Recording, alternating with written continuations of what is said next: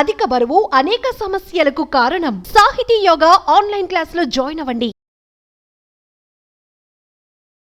నమస్తే అలగిరి రవీంద్రనాథ్ గారు. నమస్తే అండి ఉష గారు. సైఫ్ అలీ ఖాన్ బాలీవుడ్లో సూపర్ స్టార్ అని చెప్పడంలో ఎటువంటి అతిశయోక్తి లేదు. ఈయనకు సంబంధించిన న్యూస్ ప్రకారం కనుక మనం చూసుకుంటే రకరకాల కథనాలు మనం వింటూ ఉన్నాము.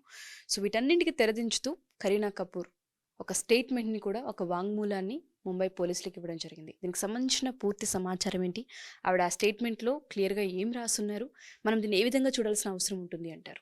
సైఫ్ అలీ ఖాన్ గారి మీద అటాక్ జరిగింది. ఆయన హాస్పిటలైజ్ అయ్యారు. ఆయన ఇప్పుడిప్పుడే కోలుకుంటున్నా అని చెప్పి ఆసుపత్రి వర్గాలు ఒక రిపోర్ట్ కూడా ఇవ్వడం జరిగింది. అయితే ఇప్పటికి కూడా పోలీసులు అయితే అందజేశారో, ముఖ్యంగా 11th ఫ్లోర్ 12th ఫ్లోర్లో అగంతకుడు ఒక స్ట్రేంజర్ ఎంటర్ అయ్యి ఆ స్ట్రేంజర్ సైఫ్ అలీ ఖాన్ గారి మీద దాడి చేసినటువంటి వ్యక్తి యొక్క ఇమేజెస్ రిలీజ్ చేశారు. ఇమేజ్ రిలీజ్ చేసిన తర్వాత ఆ పర్సన్ మరలా బాంద్రా పోలీస్ స్టేషన్లో కనిపించాడని చెప్పి పోలీసులకు ఎంక్వైరీ చేస్తున్నారు. ఇందులో భాగంగా ముఖ్యంగా కరీనా కపూర్ గారిని కూడా ఆమె యొక్క సెంటెన్స్ అంటే ఆమె యొక్క వాంగ్మూలాన్ని కూడా తీసుకున్నారు. ఆ ఇంటి విషయం అసలు ఏం జరిగింది, ఎలా ఉంటుందనే విషయం, ఏం జరిగిందనే విషయం మీద సైఫ్ అలీ ఖాన్ గారి మీద దాడి చేసిన సందర్భంలో మీరు ఎక్కడున్నారు, ఏం చేశారు, అసలు ఏం జరిగింది అనే విషయం మీద ఆవిడ ఒక స్టేట్మెంట్ కూడా ఇవ్వడం జరిగింది. ఆ స్టేట్మెంట్లో కొన్ని ప్రధాన అంశాలు మాత్రం మనకు వెలుగులోకి వచ్చే, మొత్తం స్టేట్మెంట్ అయితే మనకు వెలుగులోకి వచ్చినట్టుగా తెలియదు. అందులో ఆవిడ కీలకంగా కొన్ని మాటలు మాట్లాడడం జరిగింది.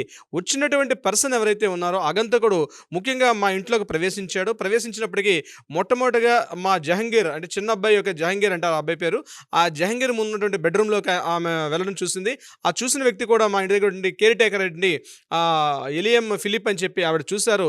అక్కడ నుంచి ఆవిడ మరలా కిచెన్ రూమ్లోకి వెళ్తుండడం చూస్తారు. ఇమ్మీడియట్గా ఎవరని మాట్లాడడం జరిగింది. ఇక్కడ ఈ డిస్టర్బెన్స్ అవుతున్నప్పుడే ఇమ్మీడియట్గా జహంగీర్, ఆ పక్కన ఇబ్రహీం అలీ ఖాన్ అంటే పెద్ద అబ్బాయి కూడా లేచాడు. ఈ హడావుడు చూసి పడిన సైఫ్ అలీ ఖాన్ కూడా తన రూమ్ నుంచి రావడం జరిగింది. ఇది యాక్చువల్గా జరిగింది. అయితే వచ్చిన పర్సన్ ఇక్కడెక్కడ ఆభరణాలు కానీ గోల్డ్ ఐటమ్స్ కానీ మా ఇంట్లో అది కూడా మేము ఎక్కడ లాకర్లో పెట్టుకోలేదు, ఓపెనింగ్ ఉన్న గోల్డ్ ఐటమ్స్ ఏవి కూడా టచ్ చేయలేదు. ఆయన ప్రధానంగా గోల్డ్ ఐటమ్స్ టచ్ చేయలేదు, అలాగే ఉన్నాయి. కేవలం అతను వచ్చాడు. అయితే ఈ పెనుగురాట్లు ఇమీడియట్గా సైఫ్ అలీ ఖాన్ గారు కూడా రావడం, వచ్చిన తర్వాత ఎవరు నువ్వు అని మాట్లాడుకోవడం. ఈ సందర్భంలో ఏం జరిగిందంటే కేర్ టేకర్ గీత ఆవిడ రావడం, Geetha and Philip at the same time Saif Ali Khan గారు, ఈ అగంతకుడు, వీళ్ళ ముగ్గురు మధ్యలో అగంతకుడు రావడం, వీళ్ళ మధ్య పెనుగులాట జరిగింది. ఆ పెనుగులాటలో కత్తిపోట్లకు గురయ్యారు ఇక్కడ సైఫ్ అలీ ఖాన్ గారు, రక్తపు మడుగులు ఆయన పడిపోయాడు అన్నటువంటి కొన్ని ముఖ్య విషయాలే మనకు ఆ సెంటెన్స్లో తెలియడం జరిగింది. ఇక్కడ రకరకాల రూమర్స్, ముఖ్యంగా ముంబై అంతా దేశవ్యాప్తంగా ఈ సంఘటనకు సంబంధించి అంటే సుమారుగా మనకి ఈరోజు 2 days అయిపోయినప్పటికి కూడా పోలీసులు ఇంతవరకు కూడా అగంతకుడిని పట్టుకోకపోవడం ఉంది. సర్వత్రా ఒక వివాదాస్పదంగా సస్పెక్ట్ చేస్తున్నారు ప్రతి ఒక్కరు కూడా. ఎందుకు ఇంత టెక్నాలజీ ఉన్నప్పటికి కూడా ఎందుకు ముంబై పోలీసులు ఇప్పటికింకా ఆయన్ని ఇంకా ఐడెంటిఫై చేయలేకపోతున్నారు అన్నది నెంబర్ 1 అయితే, మరొక కోణంలో చూసినట్లయితే ప్రతి ఒక్క వ్యక్తిని కూడా అక్కడ అనుమానాస్పదంగా పరిశీలిస్తున్నారు. అంటే ఇంత పెద్ద బిల్డింగ్లో సీసీ కెమెరాలు పనిచేయకపోవడం, ఎట్ ద సేమ్ టైం భద్రతా సిబ్బంది లేకపోవడం, మూడో పాయింట్ ప్రధాన కారణం ఏంటంటే ఈ సంఘటన జరిగిన తర్వాత అక్కడి నుంచి కిందకి రావడానికి ఈ చిన్న అబ్బాయి రెండో అబ్బాయి ఇబ్రహీం అలీ ఖాన్, అదేవిధంగా జహంగీర్ ఇద్దరు కలిసి ఆటోలో ఆయన లీలావతి హాస్పిటల్ తీసుకెళ్ళడం, అంటే డ్రైవర్స్ కూడా లేకపోవడం. ఇదంతా జరుగుతున్నప్పటికి ముందుగా వచ్చిన వార్తల ప్రకారం ఏం జరిగిందంటే కరీనా కపూర్ గారు ఈ సందర్భంలో లేరు, వాళ్ళ అక్కడి కరిష్మా కపూర్ ఏదో సోనం కపూర్ ఏర్పాటు చేసిన పార్టీలో January 15th ఇచ్చిన పార్టీలో వీళ్ళందరూ కూడా అక్కడికి వెళ్ళారని ముందుగా మనకి తెలిసింది. కానీ తరువాత ఇప్పుడు ఇచ్చినటువంటి ఏదైతే ఆ వాంగ్మూలంలో ప్రధానంగా మన ముఖ్యంగా కరీనా కపూర్ గారు అదే సందర్భంలో అక్కడ ఉన్నారు అనేది విషయం తెలిసింది. అంటే కరీనా కపూర్ గారు ఉన్నారా లేరనే విషయానికి మనం తెలియడానికి 2 days పెట్టింది వార్తల్లో. పోలీసులు కూడా అధికారికంగా నిర్ధారణ చేయట్లేదు, కానీ రకరకాల స్పెక్యులేషన్స్, ఊహాగానాలు అయితే వినిపిస్తున్నాయి. కరీనా కపూర్ గారి మీద కూడా సస్పెక్ట్ చేయాల్సిన పరిస్థితి అవకాశానికి వాళ్ళే తావిస్తున్నారు. ఎందుకంటే కరీనా కపూర్ గారి యొక్క కెరీర్ మొత్తం తీసుకున్నట్లయితే మొదటి నుంచి చైల్డ్ అంటే ఆవిడ హై స్కూల్ నుంచి కూడా ఇప్పటివరకు రకరకాల వివాదాస్పడి ఒక చరిత్ర ఉన్నటువంటి వ్యక్తి. అంటే ఒక స్థిరమైనటువంటి అభిప్రాయం ఆమె మీద లేదు. అంటే ఆమె యొక్క హిస్టరీని మొత్తం మనం చూసినట్టయితే ఒక బాయ్ ఫ్రెండ్, అంటే బిఫోర్ మూవీస్లోకి రాకపోవడమే ఒక బాయ్ ఫ్రెండ్ మెయింటైన్ చేసుకొని అక్కడ నుంచి హృతిక్ రోషన్ గారితో కావచ్చు రకరకాల వ్యక్తులతో, at the same time Hrithik రోషన్తో కంటిన్యూగా చాలా రోజుల పాటు ప్రమాణం నడిచింది. At the same time Shahid కపూర్తో కూడా ఒక కొద్ది రోజులు నడిచింది.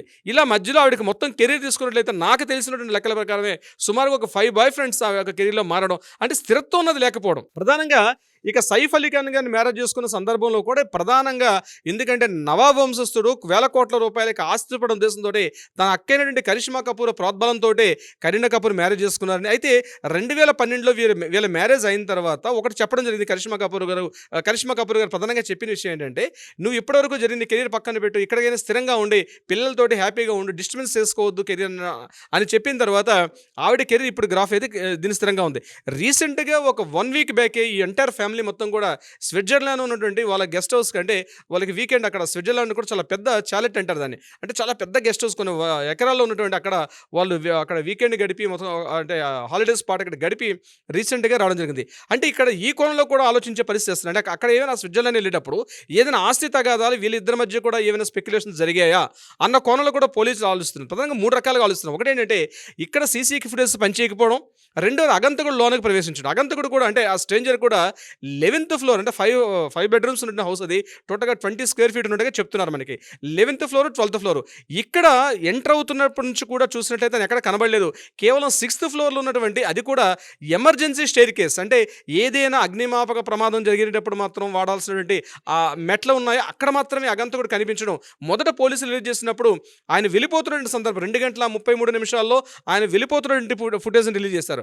మరలా 1 డే తరువాత 6th ఫ్లోర్లో సీసీ ఫుటేజ్ని రిలీజ్ చేశారు. అంటే ఇదంతా కూడా ప్రతి విషయంలో కూడా కామన్ మ్యాన్ కూడా ఎందుకు ఇలా జరిగింది, ఎందుకు ఇలా జరగలేదు. తర్వాత పోలీసులు ఏం చేశారు, బాంద్రా రైల్వే స్టేషన్లో ఎవరైతే సస్పెక్ట్ చేశారో ఈ పర్సన్ ఐడెంటిఫై చేశారు. అతను మరలా ఈ వసాయి అండ్ నల్సంపుర అటువైపు ప్రాంతంకి వెళ్ళి ఒక లోకల్ ట్రైన్ అని వెళ్ళిపోతుంటే కనిపించింది.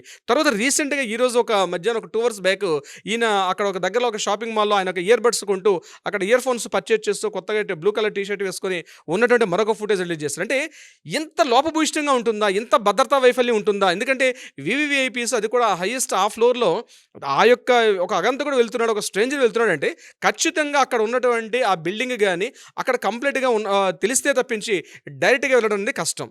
అంటే ఇక్కడ 2 విషయాలు. అంటే వీరు హాలిడే స్పాట్లో ఉండేటప్పుడు ఏమైనా అగంతకుడు వెళ్ళాడా అందుకు కోరణ ఒకటి. కరీనా కపూర్ గారికి 5,500 కోట్ల రూపాయల ఆస్తి పడినటువంటి సైఫ్ అలీ ఖాన్ గారిలో ఏదైనా ఆస్తి గొడవలు కానీ తగాదాలు కానీ జరుగుతున్నాయి. ఎందుకంటే దీనికి ప్రధానంగా జరిగింది ఏంటంటే అప్పటి వరకు కూడా కరీనా కపూర్ యొక్క టాటూని ఆయన హ్యాండ్ మీద వేసుకుంటున్న సైఫ్ అలీ ఖాన్ గారు రీసెంట్గా ఆ టాటూని తీసేసి ఆయన ఒక త్రిశూలం గుర్తు వేసుకున్నారు. దీని మీద అప్పుడు సోషల్ మీడియాలో విస్తృతంగా ప్రచారం కూడా జరిగింది. ఎందుకు మీరు మార్చేస్తుంది, ఎందుకంటే నేను అమితంగా ప్రేమిస్తున్న కరీనా కపూర్ని అన్నట్టుగా ఆయన ఆ టాటూని ఒక ఇండికేషన్గా ఉన్నటువంటిది కనిపించేది. అటువంటిది ఆ టాటూని అక్కడ తీసేసి కంప్లీట్గా అక్కడ త్రిశూలం గుర్తు వేసుకున్నప్పుడు కూడా మాట్లాడడం జరిగింది. ఆ సందర్భంలో సైఫ్ అలీ ఖాన్ గారు కూడా దానికి ఒక వివరణ ఇచ్చారు. ఇంతకుముందు నాకు కరీనా ఉండేది నా లైఫ్లో, ఇప్పుడు మా పిల్లడు కూడా పుట్టాడు కాబట్టి త్రిశూలం అంటే 3 శూలాలు అంటే ఏదో ఒక క్లారిఫికేషన్ ఇచ్చారు, ఒక స్టేట్మెంట్ ఇవ్వడం జరిగింది. ఏదేమైనప్పుడు కూడా కరీనా కపూర్ గారి యొక్క లైఫ్ స్టైలు, ఆవిడ చాలా లావిష్ ఖర్చు అనేసి చిన్నప్పటి నుంచి కూడా ఆవిడ షాపింగ్ చేయడంలో చాలా లావిష్ మనిషి అని. అంటే సస్పెక్ట్ ఎందుకు చేస్తున్నామంటే అనుమానాలకు తావిచ్చే సంఘటనలు ఆ ప్రదేశంలో జరిగాయి కాబట్టి.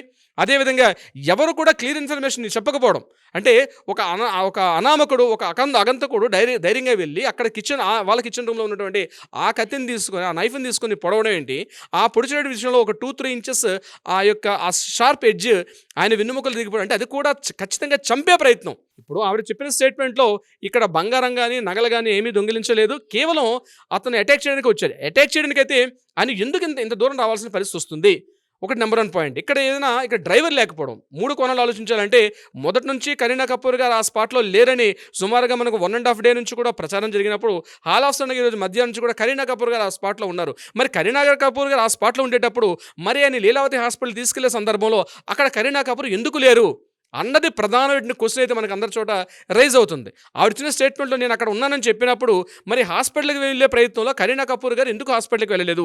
జరిగిన తరువాత కొంత భద్రతతో కలిసి ఆవిడ వెళ్ళారు. ఒక సైఫ్ అలీ ఖాన్ లాంటి ఒక నవాబు, ఒక సెలబ్రిటీ, సాధారణ పౌరులాగా ఒక ఆటోలో వెళ్ళడం, అది కూడా అక్కడ రోడ్డు మీదకి వచ్చిన తర్వాత జహాంగీర్ పిలిచి ఆ రోడ్డు మీద వెళ్తున్నటువంటి ఒక ఆటోను ఆపినప్పటికీ ఆయన అప్పటికే విస్తృతంగా బ్లడ్ కంప్లీట్గా హెవీగా బ్లీడింగ్ అవుతుంది. ఆ టైంలో అవన్నీ అడ్డు పెట్టుకుని అర్జెంట్గా హాస్పిటల్ తీసుకెళ్ళాలి, ఇబ్బందులు పడుతున్నారంటే ఆ ఆటో వ్యక్తి ఆ క్షణం ఆపాడు. ఆయన పేరు ఉజ్జల్ ఖాన్ రాణా. ఆటో ఆయన కూడా మాట్లాడుతున్న మాటలు. సో నన్ను కలిసేటప్పుడు మాట్లాడారు. ఆటోలో కూడా ఎడం వైపు సైఫ్ అలీ ఖాన్ కూర్చున్నారు, రైట్ సైడ్ ఇంకొక అబ్బాయి కూర్చున్నారు, ఆయన ఒక గ్రే కలర్ టీ షర్ట్ వేసుకుని కూర్చున్నారు, ఇద్దరు వ్యక్తులు వచ్చారని చెప్పి ఆటో వాడు చెప్పడం. అంటే ఇక్కడ కరీనా కపూర్ గారు చుట్టూ కూడా వివాదాస్పదంగా సస్పెక్ట్ చేసిన పరిస్థితి వస్తుంది. ఎందుకు కరీనా కపూర్ గారు అంటే ఇటీవల కాలంలో ఏమైనా జరిగి ఉందా, స్విట్జర్లాండ్ వెళ్ళేటప్పుడు వీళ్ళిద్దరి మధ్య ఆశ తగాదని జరిగి ఉన్నాయనే విషయంలో కూడా రకరకాలుగా ముంబై వాసులు మా ఫ్రెండ్స్తో మాట్లాడేటప్పుడు కూడా ముంబై అని చెప్తుంటే రకరకాలుగా అంటే మీడియాకి రాని కథనాలు చాలా వరకు స్పెక్యులేషన్స్ అవుతూ ఉన్నాయి. పోలీసులు ఇప్పటివరకు సుమారుగా 2 days అయిపోయినా ముందు ఒక సస్పెక్ట్ చేశారు.